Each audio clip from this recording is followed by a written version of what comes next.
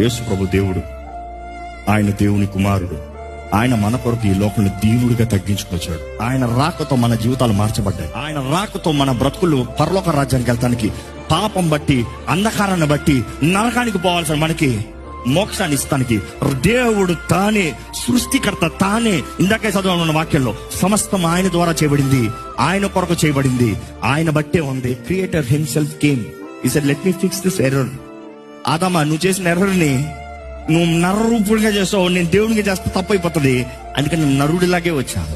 కన్య గర్భంలో మానవుడు లాగా దిగొచ్చాడు.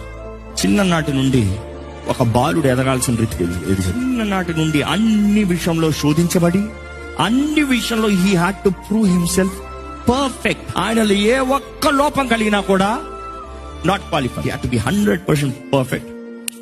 మనుషుడు సాతాను చేతుల్లో అధికారం పెట్టాడు. సాతాను చేతుల్లో మనుషుడు అధికారం పెడితే దేవుడు అంటున్నాడు, నేను దేవునికి వచ్చి తీసుకోను, అన్యాయం చేయండి, నేను మనుషుల్లాగా వస్తాను, మనుషుల్లాగా బ్రతుకుతాను, అన్ని విషయాల్లో మనుషుల వల్ల శోధించబడతాను, నో డిఫరెన్స్, మనుషుల్లాగే ఉంటాను. నాకు నొప్పి, నాకు శోధన, నాకు ఆకలి, నాకు నిద్ర, నాకు శ్రమ, నాకు బాధ, నాకు అన్ని. He had to prove himself worthy.